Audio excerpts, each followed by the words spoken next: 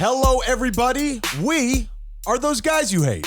Welcome to the show that encourages you to be your best self by not being like us. My brother and I hopelessly search for nuance as we wade through wacky segments and crazy conversations. If you can withstand the insanity, you might actually learn something. Tyler, what are you going to be talking about on this week's podcast? Ryan, on this week's show, we learn through a very painful video why there are weight classes in the MMA. And I teach each and every one of you out there how to be a better public speaker. Thank me later. What about you, Ryan? What nobody will ever know is that you flubbed that line as you were recording it. Not in public. This week, I discuss Dr. Joe Dispenza. We believe you. Stop being such a weirdo. And have you ever been checked in on by a friend that you are worried about? All this and more on this week's show.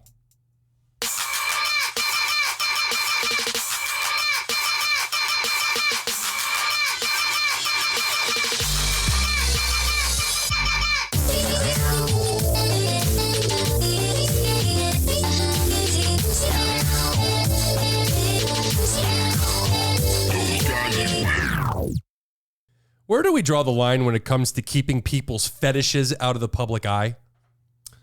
Well, I think we're living in a time now where it's very hip to say to someone, I'm not kink shaming. I'm not kink shaming. I think it's come into the national, international zeitgeist of, hey, your sex stuff is okay. Agreed, but when it's your sex stuff, when does that change? And there's obviously some gray area to play with here. When does that change when you start infringing upon my right not to see your sex stuff? Before we go forward, is this directly about me? No, okay, because I'd shut this down right now. Except that time 2 weeks ago when you showed me your wiener, which was just, I accidentally walked in on Ryan naked in the house.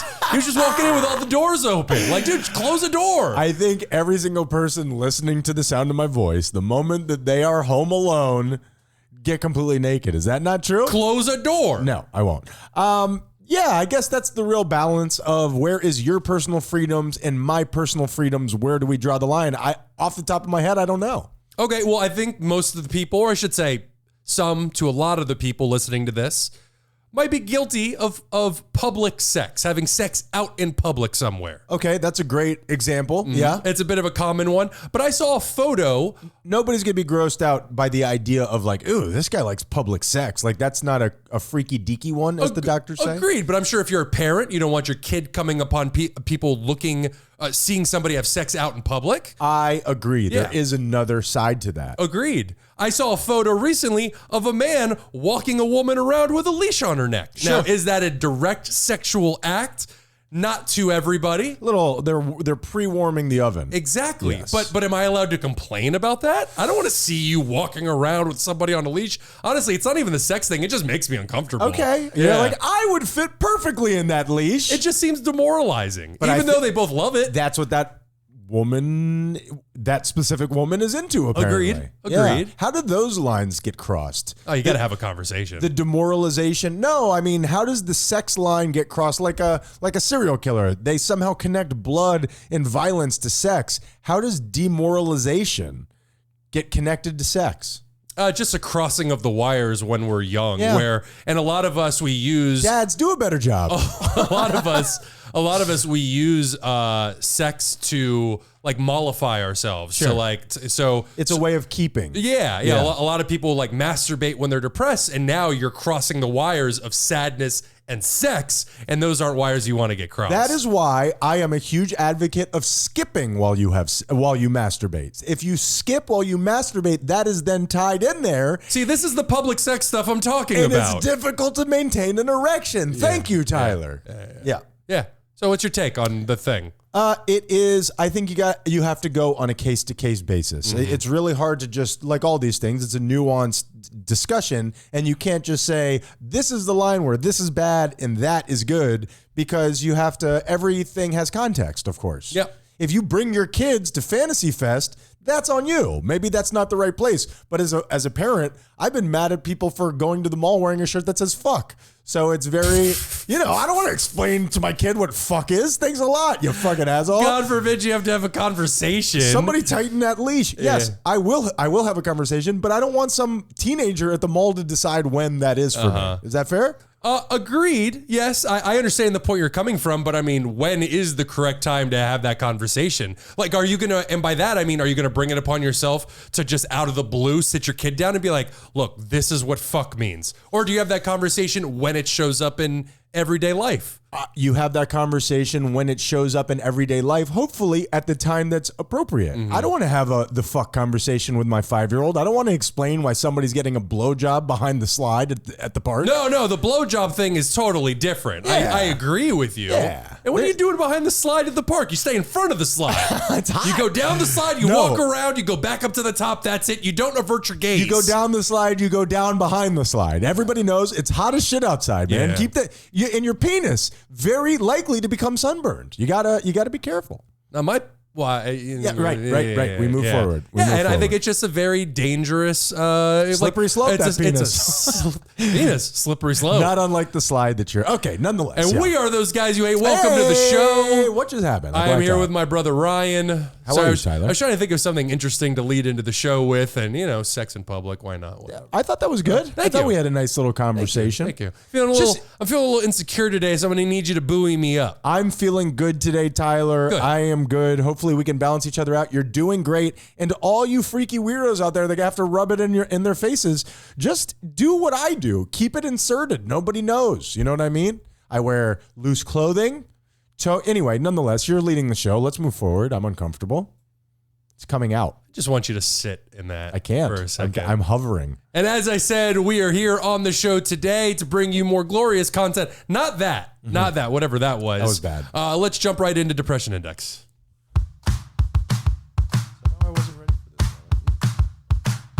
No one cares, you don't know what the Depression Index is a machine that we built with our hands, and we crank it up to let you know how down we are and whether you should listen to the show this week. Ryan, how are you? Tyler, this week I am doing well. I haven't been perfect, but I have kept up pretty good habits. I haven't gone off the deep end. I've had a couple of drinks this week. I had a couple of bourbons the other night. Fuck, that was good. Bourbon gets me feeling good. I know that I'm now doing the opposite of what this show is about, but it does. And I diluted it with water, so the next day I felt okay. Well, you can acknowledge some of these things that make you feel good, even though they might be unhealthy. We're not supposed to be. Red wine makes me feel bad. Bourbon makes me feel good. We're not meant to be perfect in our behavior. Agreed. We're allowed to give into these vices every once in a while. And like I was saying, I maintained it. I didn't go balls to the wall red wine, as you want to do. I was trying to think of something other than balls to the wall, but we will take it. So this week I'm doing pretty well. My theme here today, Tyler, journaling. Everybody recommends journaling. If you're in the middle of one of these kooky, Thanksgiving missions, they always recommend journaling. Why is that? Just put your thoughts out on paper and you're able to organize the same way, kind of like how we talk out loud. I'm a big talker to myself out loud. Me too. It really helps me organize my thoughts. It slows everything down. And writing is just another version of that. When you write it down, you're not only organizing them, but you're letting them out, which is where we here at Those Guys You Hate, huge proponents for letting your emotions out, whatever means that may take. In an appropriate way. Minus murder. Don't do that. Just break a rib. The idea is thoughts fly by so fast and so rapidly. This gives them some type of permanence. And it really, sometimes when you write things out, you're almost shocked by what comes out if you're really in the throes of passion as it is. Today, for the second day in a row, I was late to my yoga class in a way that stopped me from being able to make it, which, I've talked about my issue with lateness on this show before, and it's gotten out of control. And I wrote about it in my journal, and I discussed it with myself, and hopefully we're going to find out next time that I come up against these roadblocks maybe having written it down will spark something inside of me. Maybe it will be more than a permanent thought of just being a fast thought of me just being disappointed with myself. So we shall see. Journaling, I recommend it. It's not a diary, okay? It's a journal. They're action figures. I'm not going to tell you again. And he keeps it in his knapsack, okay? It is not a purse. It's a European carry-all. I don't understand what you don't understand. But nonetheless, it's a purse. And it's a diary. It's a diary. So this week, I am at a 3. What the fudge? Are you guessing or are you telling us what happened? My body is tired, but I feel good. I feel good. Like I was saying, life isn't perfect, but I'm backing myself up right now. When things are happening that I don't like, I'm just like, this is how I feel today, and I'm moving forward. All right, take your 3 remaining fingers and spin that 3, okay? A spin for each finger. 1, 2, 3 less fingers that I have, Tyler. Down to 2. How are you doing? I'm doing okay. It's been rough. For the 5 weeks that I was doing my stand-up class, I was just riddled with anxiety leading up to it. And now that it's over, I realize that anxiety is gone, and I feel like I'm almost left with nothing. Like, as strange as that sounds, I have reached and I did party this last weekend, and I treated my body badly, but I can even admit prior to that, I was just left with this feeling of almost emptiness, like apathy. Yeah. Sometimes you have this big event coming up, and then on the other side, it's the way that a little kid feels on the night of Christmas, where you're like, fuck, 364 and a half days. Like, what is there to live for? That's right. The answer is nothing, kids. Jesus. Yeah, he was there. Yeah, he was. They did not treat him well. What kind of a birthday party is this? So the idea is... Everybody get your hands in the air. You cut down a tree for me? That's weird. So the idea is you have this big buildup, you expel all those emotions, and you're left with what?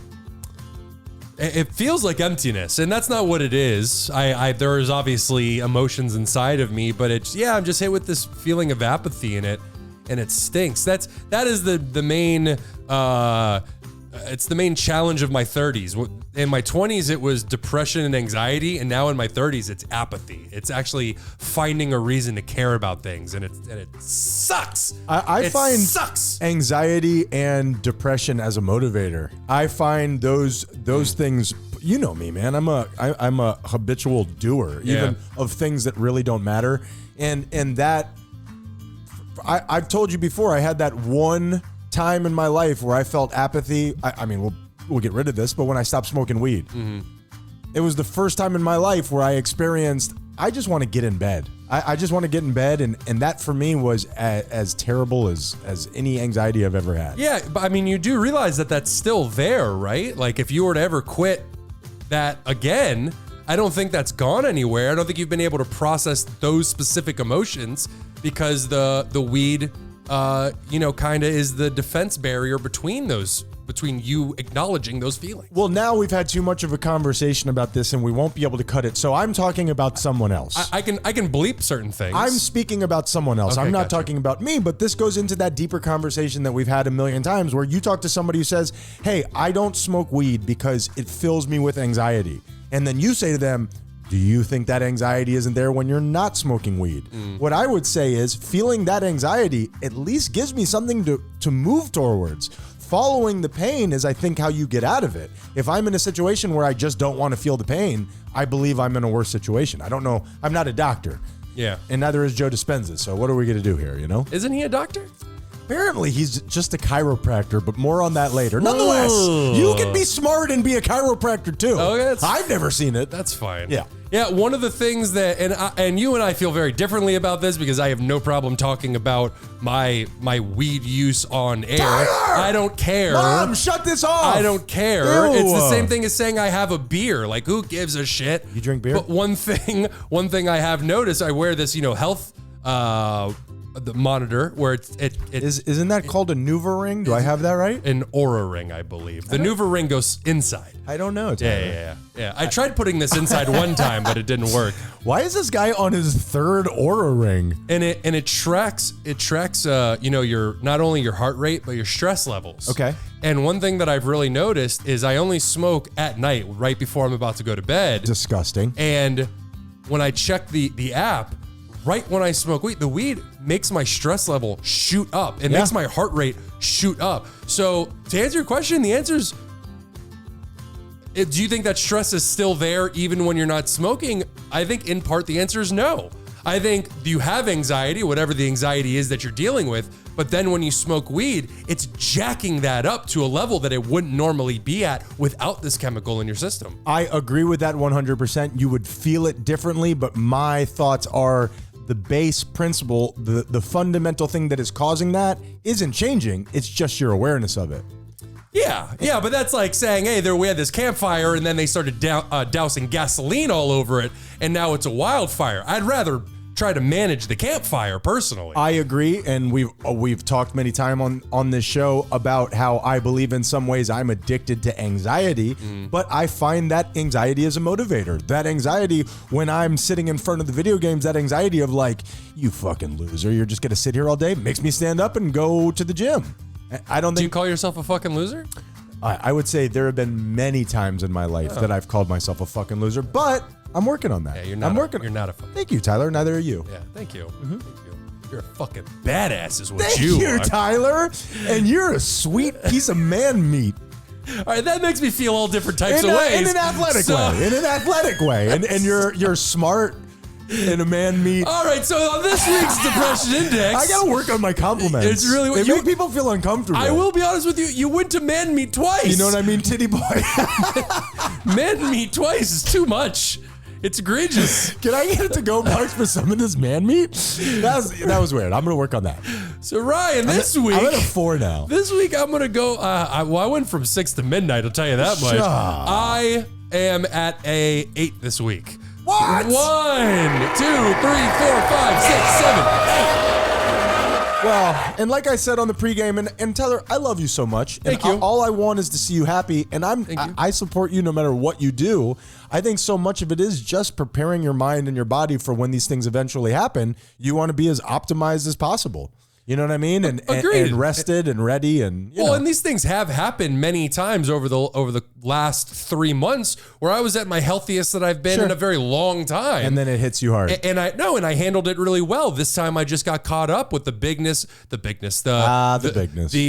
intensity of the show that I did and all that. There was just this gap, there's almost like this pit that I fell into, and it kind of caught me off guard. For sure. Know? And I definitely don't ever want to be Hannibal Lecter. I just want to give my wisdom and support. That's it. Thank you. So hopefully I did that. I appreciate it.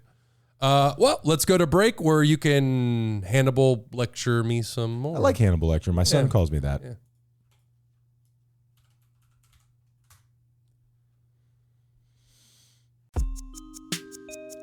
Hey everyone. If you're anything like us, you've struggled with depression, anxiety, isolation, or any number of things that hold you back in life. Or do you procrastinate a little too much? Maybe you've had trouble with self-control or even just going through a tough time. Regardless of whatever it is you're going through, therapy can help. For me, Ryan, it's completely changed the way I deal with my problems. Even the relationship with my own thoughts have improved dramatically. And that's why we're excited to tell you about today's sponsor, BetterHelp.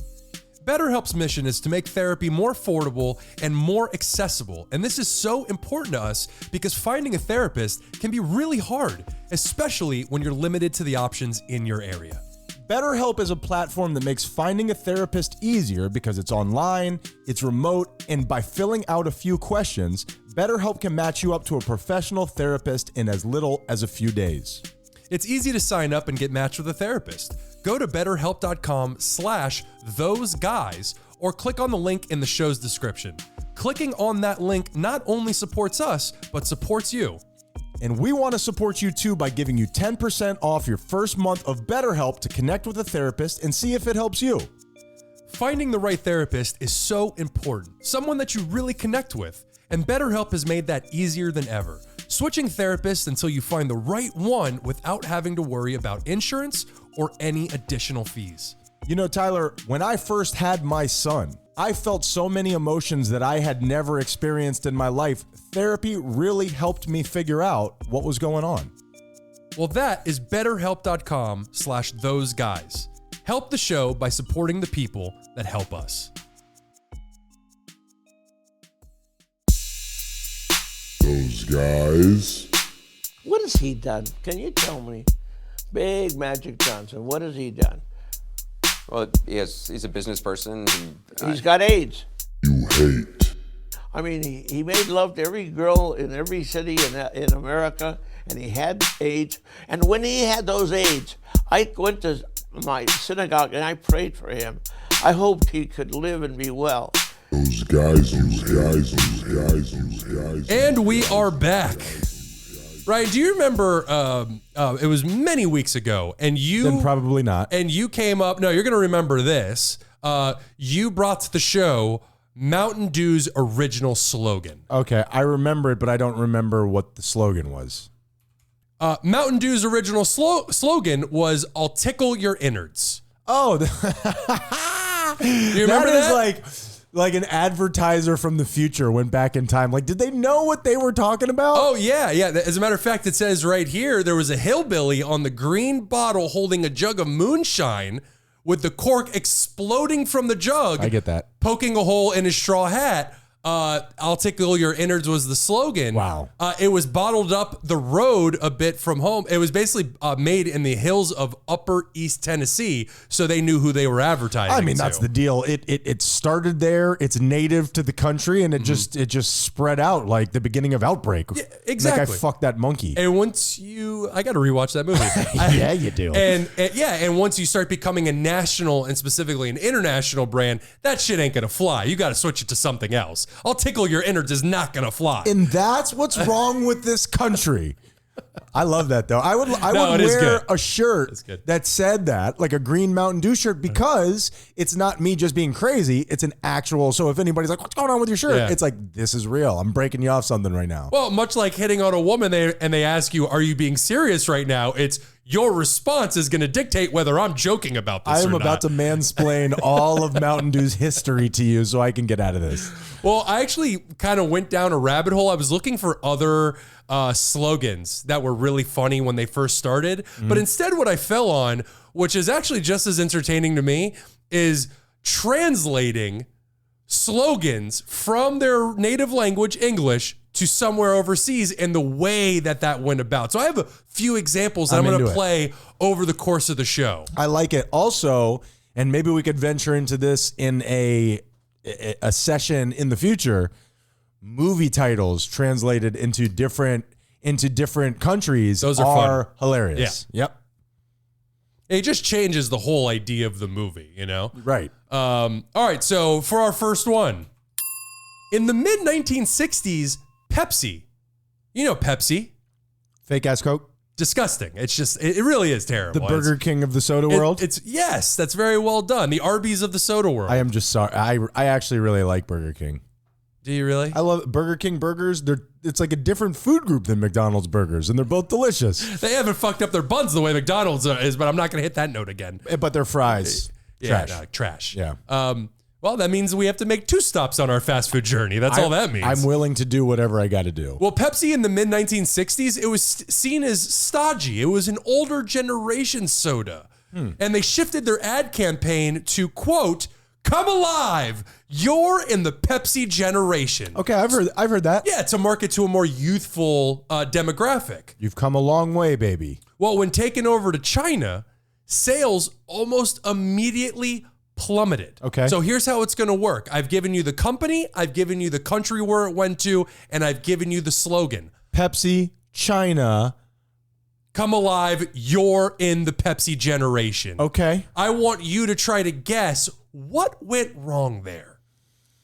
If it's China, I would imagine that they have like symbols or their words mean something different, and they have a lot of tradition in their words, so they used something that culturally was inappropriate. That is actually very close. The Chinese people believed that the Pepsi company was trying to insinuate that their, let's be honest, disgusting soda would bring their ancestors back from the dead. What's the problem with that? They don't want their ancestors coming back from the dead. They're at peace. Wow. Wow. Come alive. This is like Thanksgiving all over again. Well, maybe I just won't come back here anymore. Come alive, you're in the Pepsi generation. They thought that Pepsi was saying this soda will bring your loved ones back from the dead. And so, in other words, they have zombies crawling back. That is exactly right. Wow, okay. Who the hell wants zombies walking around? Or to drink Pepsi. Yeah. It's a lose-lose. That's true. That's true. Okay, Trash that's really interesting that they believed that a soda would have that kind of mystical power. No, I don't think that they believed that the soda would. I think that they were just turned off by the idea that they thought Pepsi was playing on that idea. Okay, all right. Yeah. That's Like, hey, your shitty ass soda ain't that good. This is the strangest marketing campaign I've ever seen. That's exactly right. It's just like a hand reaching through a grave holding a Pepsi. That iconic blue and red. You got the right one, baby. Well, Ryan, you explained to me that you have a weekly BookNook, obviously, this week. I do. Tell me what you got. We do this weekly. We do this about a book, and it's called Weekly BookNook.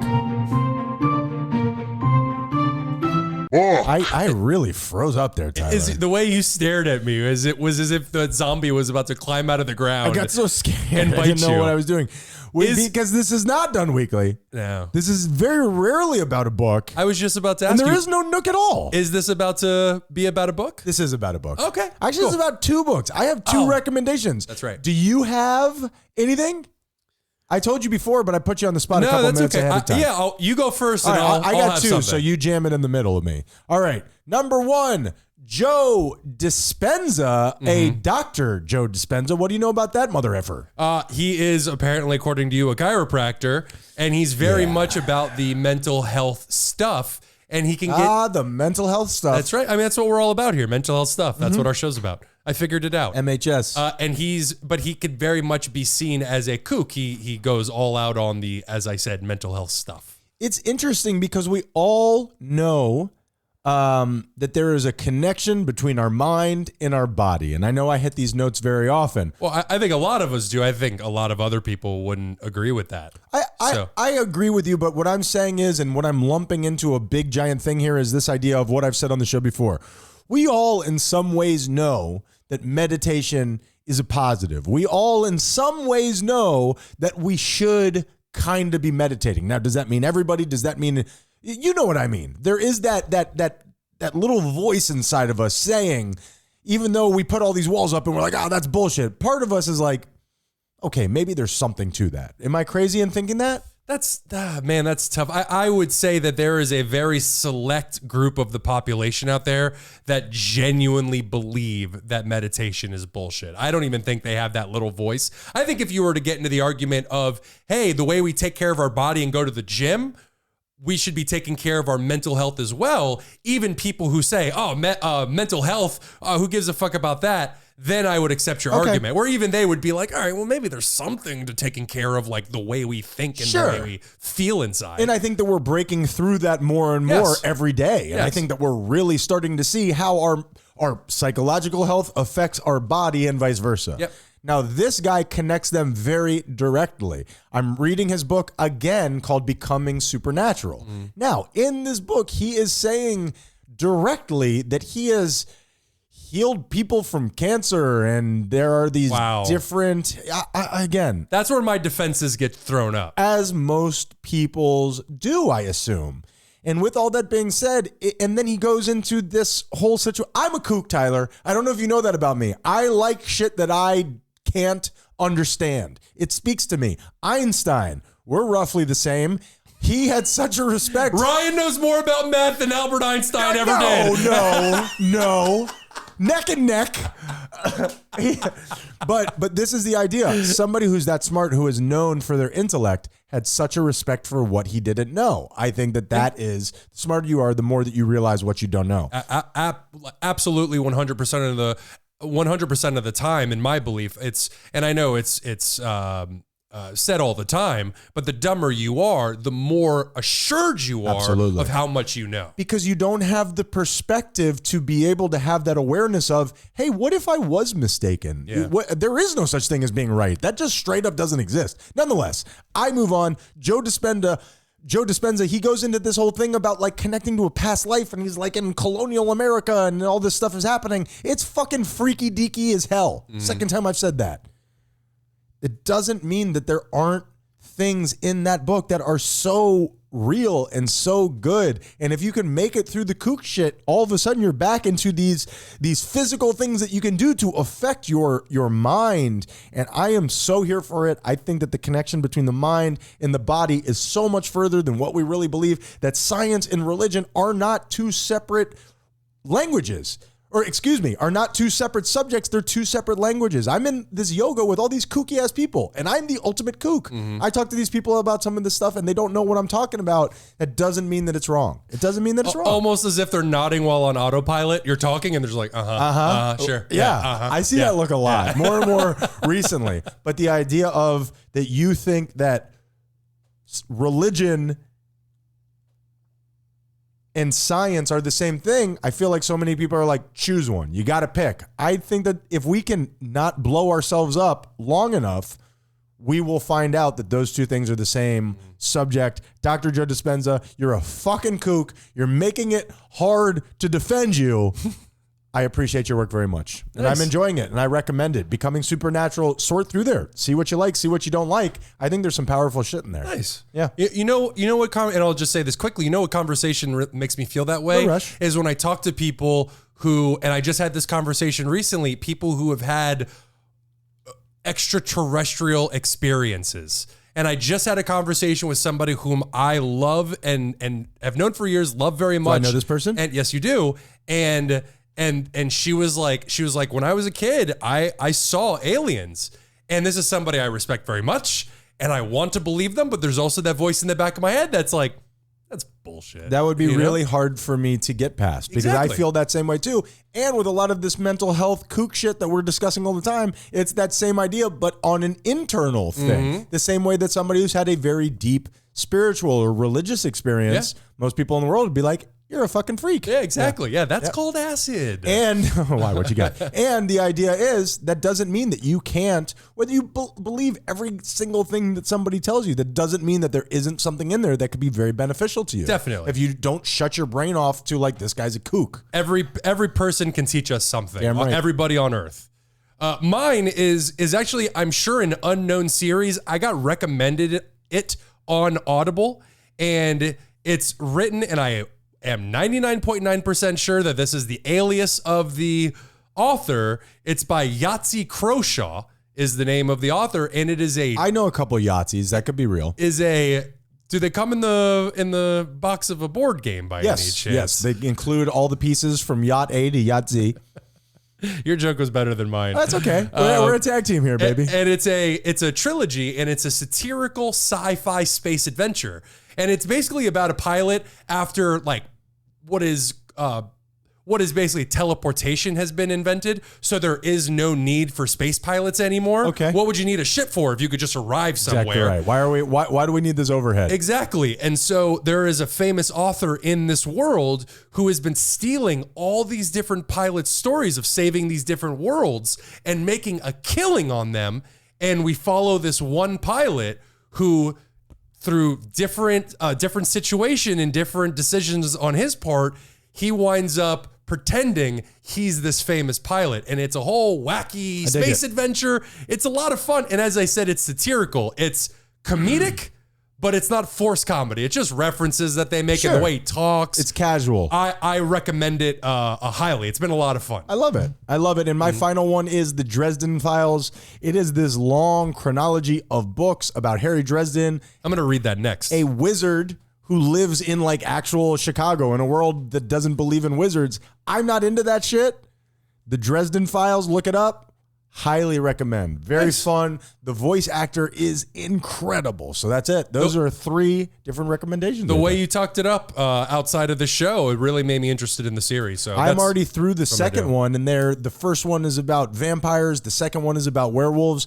There's, I think, like 20 books in the series, and each one of them touches on a different fantastical element. Did the second one keep up with the first one in terms of entertainment value? Oh, absolutely. And I've actually read up on it, and apparently the first 2 are the slowest. So it's supposed to get better and better. Oh, that's a good feeling right there. And dude, if I like your shit enough to go follow up on it, that means I really like it. And it's in a genre that's totally out of my wheelhouse, but it's just written so well, and I like it so well. And there's elements of the real world in it. It's not just totally fantastical. Yeah. It's like people don't believe in it. He works with the police department filled with people who don't believe in what it is he's doing. That's cool. It's pretty cool. Nice. Yep. And is it a dramatic kind of series, or is it lighthearted and fun? It's dramatic, and there's a lot of different things in it that are heart-pounding and very action-filled, but it's very casual. In the main character is just a casual character, and it's very throwaway. Like the way he speaks is so casual, even when his life is on the line, that I love it. Nice. I'm really into it, so I'll keep you up to date. I love it. Weekly BookNook. Well, before we go to break, I just had to throw this in there, and I may have done this one already, but I didn't have it marked as used, so I'm going to do it anyway. Let's go. Hell yeah! Hell yeah! Sweaty pits. Oh, that's the laugh that I did. That's That is the one the- we cut up. I figured you were just doing it on purpose. No, I did it as a joke. Oh. Oh man, that feels so much better. We're cutting that. I just did it like fake laughing. At least that's not real, dude. All right, so for, scary. for this week's Hear Ye. Unless you are speaking to a group of children, when you open your speech and say good morning and get a lackluster response, All right, we're gonna try that one more time. you are not allowed to repeat good morning more energetically to get a better response from the crowd. No more. Wait a minute. Hold on. Because I know once you say hear ye, then it's done. I am so close to pushing this button. Here is why that's beneficial. You need to get the energy where it's supposed to be, and that's a great way to launch. Hey, I need you guys up more, man. I need you up. I gotta push the button. Why I not? gotta push it. Before you, okay, that's fine. Use the rest of your speech to bring the energy up organically, but you are forcing me into a state of emotion that I have not agreed to. That's the idea. And now I feel like a dick. That's the idea of the motivator, to manipulate your feelings. No, and I don't appreciate that. You allow me to feel however I'm going to feel about your you speech. You can, but just do it outside. No, I don't agree with that. Hear ye. No more all that stuff I just said. Yeah, I won't repeat all of it. I disagree with that. No, that's you do that. I said I disagree with that one. I got summoned for jury duty, and the guy walked in. He had already done this 1,000 times apparently, because he's just doing like a stand-up set. He's hitting the same punchline. Okay, in all fairness, there needs to be an appropriate time. I didn't realize we were at jury duty. Like, hey, player, bring it down a notch. That's what I'm saying. But where? Fair enough. But where would you? Maybe like at a show or something. Yeah. No, I was at fucking jury duty. When you're at jury duty, you're supposed to be depressed. I don't want to see a single smile in the jury box. That's what I'm talking Tyler, about. you need to give me context. I sound like a fucking asshole out here, man. That's totally fair. Let's go to break so I can apologize to Ryan. I don't accept.